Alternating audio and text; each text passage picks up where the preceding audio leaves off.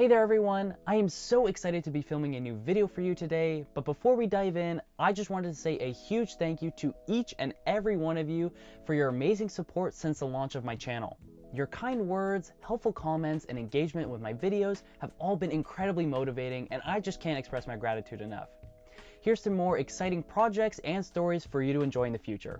I've been working for the last 2 weeks in the van and have made a total of 10 inexpensive upgrades that are going to make a world of a difference. If you've been following along so far, then you know that in March of 2022, I purchased a van and built it out to be a capable off-grid camper.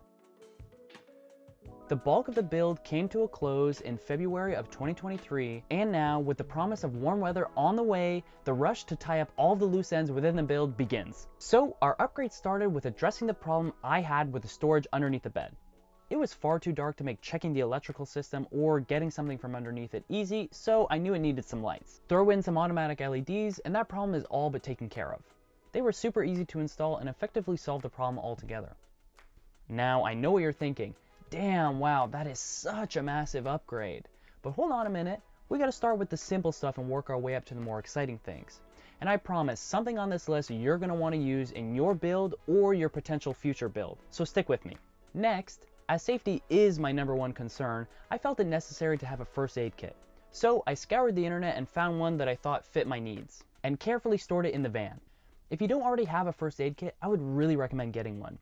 You don't want to be unprepared for anything on the road, let alone injuries, so this one is sort of an obvious must-have. Typically when I come into the van, I kick off my shoes at the door and they just kind of sit there, making a mess. So let's fix that. I found a floor mat that is the perfect size, and after putting some mounting tape on it, I attach it to the floor. Perfect! Honestly, this one is so simple and probably should have been done a long time ago, but I'm happy it's here now. I am personally excited about all these upgrades in the van, but here's one that really gets me amped. An indoor-outdoor temperature monitor station thing. But before we install it, we need to make some modifications to that backplate. This thing wasn't very happy being in the vise, but I made sure it was a quick and painless process. I cut off that portion of the backplate so that I could mount it flush to the wall instead of needing to keep it on the counter. After some double-sided tape, I pressed against it and it was in place.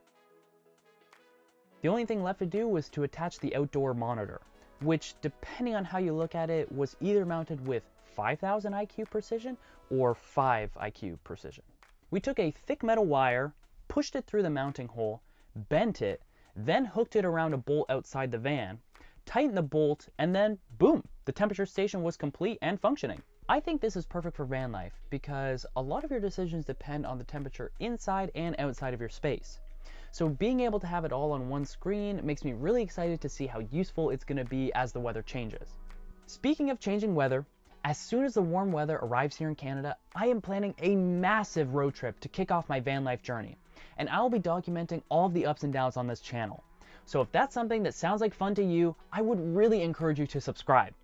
Now, something that always bothered me about my upper cabinets is that they're so big, yet it feels like there's never enough space inside of them. So how can we fix that? I thought that mesh nets would be the perfect way to add some much needed storage to these areas. These are actually meant to be Velcro to the backs of car seats, but we don't care about intended uses on this channel. We just drill these things into the ceiling and call it good. Nice. Also, my brother 3D printed me a dish rack so that I could store my dishes vertically instead of horizontally to save space. It's honestly really cool, and the fact that it costs so little made it that much better. I've left a link to the file I found in the description below the like button. Continuing the trend of adding storage compartments to the upper cabinets, I thought, what better way to add to their functionality than baskets? I bought 7 of these wire baskets from IKEA and cut off all their hooks.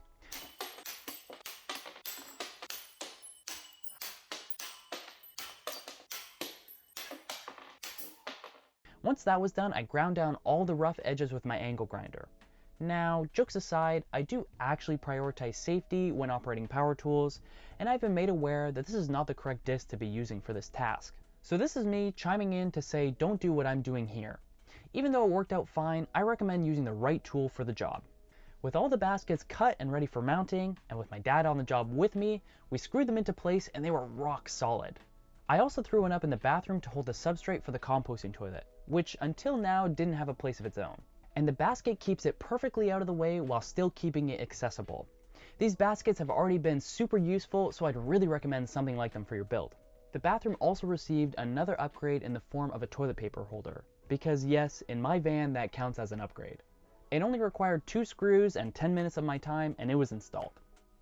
Before this, the toilet paper just sort of sat sadly next to the seat, but now it has its own place. And for only taking 2 screws and 10 minutes of my time, I think it's a great addition. Now I would say that a good 99% of you watching this have never sat at the booth in my van. Maybe one day more of you will have, but for now I'd say that's pretty accurate.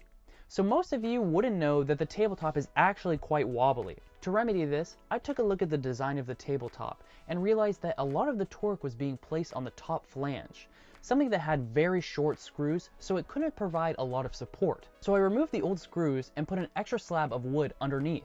I attached that with some screws and washers, and then reinstalled the table leg. Once I put it back in place, it was actually not much more stable. So this is something that I'm going to have to work on again in the future. But sometimes you gotta learn by doing. Keeping my chin up after that, my dad and I installed some larger mesh nets underneath the bed at the back of the van. The back needed more organization because right now, most of the stuff just sort of lies on the floor and flies everywhere while I'm driving. These were sort of a pain to install because we needed to buy longer self-tapping screws, but once they were installed, they looked alright.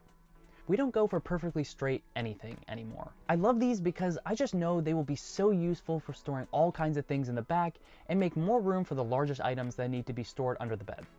If you own a car and the sun visors don't have mirrors on them, first of all, why would the manufacturers do that? And second of all, install mirrors right away. They are so useful. Sorry, I'm mad. I quickly threw them up with some double-sided adhesive and they were perfect. Literally a 5-minute install. And finally, we installed a broom holder. But it wasn't going to be used for my broom, it was going to be used for my axe. Or is it a hatchet? I'm glad I don't have something so sharp sliding around back there anymore, and it is so satisfying when everything has its own place. That about wraps it up for all the upgrades I've done thus far. But the countdown to warm weather is ticking down every day. And when it arrives, I am planning a massive road trip to start my van life journey, and I'll be documenting it all on this channel.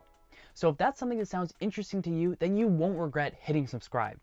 But if you're more curious about the vehicle that will make this all possible, then I recommend watching this next.